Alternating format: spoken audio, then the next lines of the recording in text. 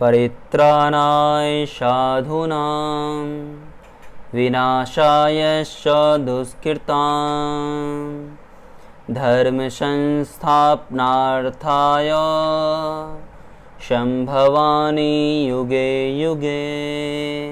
Dear students, मैं GK Chaudhary उपकार ट्यूटो YouTube channel पर आप तमाम स्टूडेंट्स का हार्दिक स्वागत करता हूं। आज मैं लेकर आया हूं बंधुत्व जाति तथा वर्ग का आरंभिक समाज के बारे में वीडियो नंबर 2। पहले वीडियो में आपने महाभारत काल के उन तमाम क्वेश्चन को देखा था जो आपके 12th के एग्जाम में बार बार पूछ रहा था, यानी कुरुक्षेत्र के युद्ध को किसने जीता, तो पांडवों ने जीता। किसे हराया था, कौरवों को हराया था। गंगा पुत्र के नाम से किन्हें जाना जाता है, तो भीष्म को जाना जाता है। महाभारत का युद्ध कितना दिन, 18 दिन। महाभारत किस भाषा में, संस्कृत भाषा में। महाभारत की रचना किसने की, तो वेद व्यास ने की। तो इस तरह के प्रश्न को आपने वीडियो नंबर 1 में देखा था। विवाह के 8 प्रकार के बारे में जाना था। गोत्र के अंदर विवाह करने की प्रणाली, जो कि आपका अति महत्वपूर्ण यह भी प्रश्न है, इसके बारे में भी जाना था। अंतर विवाह से कहा जाता है। आपने यह भी देखा था कि महाभारत काल में ब्राह्मणों का अद्भुत वर्चस्व चल रहा था, इसके बारे में भी देखा था आपने। और कुल मिलाकर आप 20 प्रश्न देखे थे और 21 नंबर प्रश्न से आपको देखना बाकी था। तो महाभारत का 21वां नंबर, महाभारत काल के उस समय काल के जो प्रश्न बनते हैं 12th में, उसका 21वां प्रश्न है कि महर्षि व्यास द्वारा उत्पन्न संतान थी। कि महर्षि व्यास द्वारा उत्पन्न संतान कौन थे, तो ऑप्शन है पांडु, धृतराष्ट्र, विदुर और सभी। तो ये सभी के सभी पांडु, विदुर और धृतराष्ट्र, ये सभी के सभी क्या थे, तो महर्षि व्यास द्वारा उत्पन्न किए हुए संतान थे। 22वां नंबर प्रश्न है कि घटोत्कच किसका पुत्र था। डियर स्टूडेंट्स, अगर आप महाभारत देख पा रहे होंगे तो निश्चित रूप से आप आंसर जानते होंगे कि घटोत्कच जो था वह भीम का पुत्र था। घटोत्कच किसका पुत्र था, तो वह भीम का पुत्र था। 23वां नंबर प्रश्न है कि भीम ने हिडंबा के साथ कौन सा विवाह संपन्न किया था, तो जवाब होगा गंधर्व विवाह। क्योंकि हिडंबा जो थी केवल और केवल संतान की प्राप्ति हेतु भीम से विवाह करने की इच्छुक थी, जो कि गंधर्व विवाह के तहत यह उस समय का विवाह आता था। इसलिए यह विवाह जो हुआ था भीम के माता कुंती के आदेश पर हुआ था और यह विवाह गंधर्व विवाह था।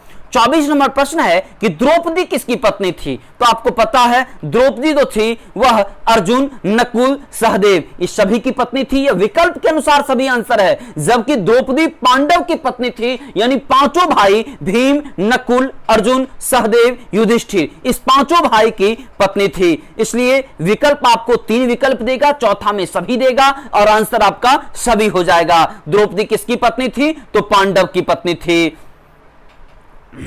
25वां नंबर प्रश्न की ओर रुख करते हैं। तो 25वां नंबर आपका प्रश्न है कि कर्मण्येवाधिकारस्ते मा फलेषु कदाचन श्रीमद् भगवत गीता के किस अध्याय में वर्णित है, तो यह 2वें अध्याय में वर्णित है। जब भी आप महाभारत देखेंगे तो शुरू के इस देव भाषा से निर्मित संस्कृत के जो श्लोक मिलते हैं, कानों को क्या सुनने में आनंद आता है। वास्तव में कहना पड़ेगा संस्कृत देव भाषा है।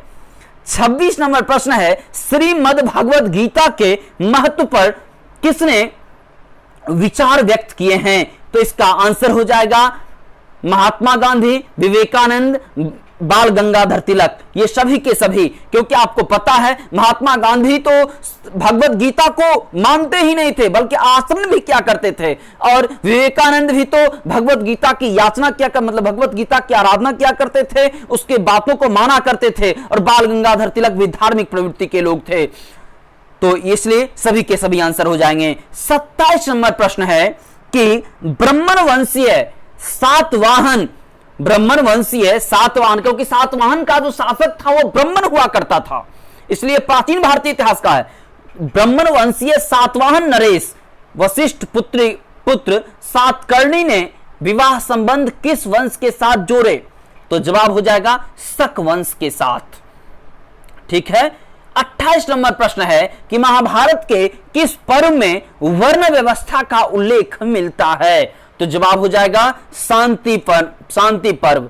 वर्ण मतलब जाति होता है। वैसे भी ये जो वेद है, ऋग्वेद है, ऋग्वेद के जो 10वां जो मंडल मिलता है उसमें चतुस्वर्ण का उल्लेख किया गया। चतुस मतलब 4, वर्ण मतलब जाति, सभी चारों जाति का वर्णन किया गया है। तो यहां पर वर्ण मतलब क्या होता है? जाति। तो वर्ण व्यवस्था का उल्लेख आपको शांति पर्व में मिलता है। 29 नंबर प्रश्न है कि ऋग्वेद के पुरुष सूक्त में सर्वप्रथम किस वर्ण का उल्लेख मिलता है? ऋग्वेद के पुरुष सूक्त में सर्वप्रथम किस वर्ण का उल्लेख मिलता है?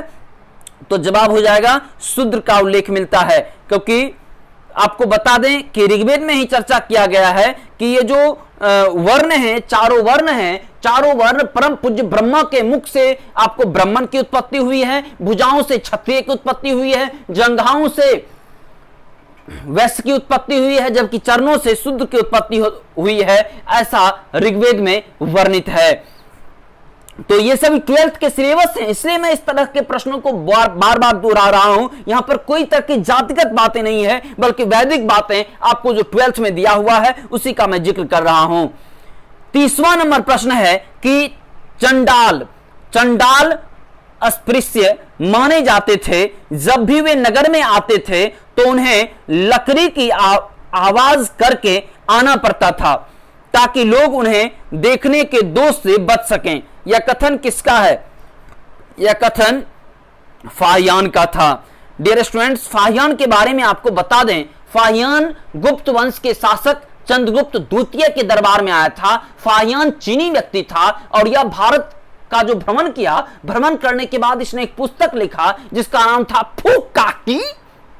या चूंकि चीन का पुस्तक था इसलिए इस तरह का नाम है, और वेनसंग ने लिखा उसका नाम है सीयूची। 31 नंबर प्रश्न को रुख करते हैं। 31 नंबर प्रश्न है दुर्योधन की मां कौन थी? तो आपको पता है दुर्योधन की मां कौन थी? गांधारी थी। बता दें कौरवों की सेना की ओर से जो राजा था वह राजा था दुर्योधन। भले ही दुर्योधन राजा था इसीलिए पाप का साथ देना पड़ रहा था भीष्म पितामह को, चाहे अन्य जितने भी गुरुदेव थे वह सभी गुरुदेव को। इसलिए अर्जुन ने जब भीष्म पितामह को मारा था, इस उस समय का भी रश्मि रथी का पंक्ति है कि कुरुपति का दीप्ति ताज गिरा। कुरु की लड़ाई हो रही थी। कुरु का जो एक महारथी थे कौन? भीष्म पितामह। इसीलिए कहा गया कुरुपति का दीप्ति ताज गिरा, थक्कर जब बूढ़ा बाज गिरा।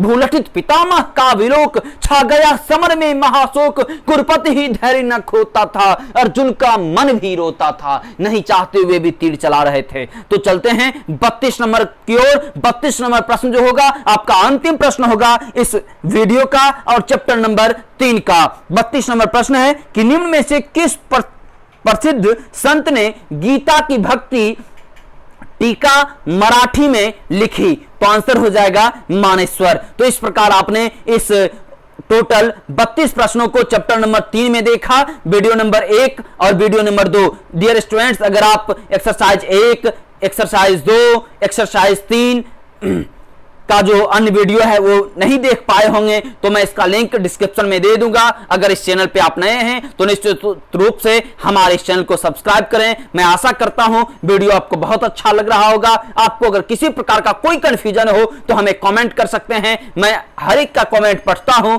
और आपको निश्चित रूप से मैं जवाब भी दूंगा।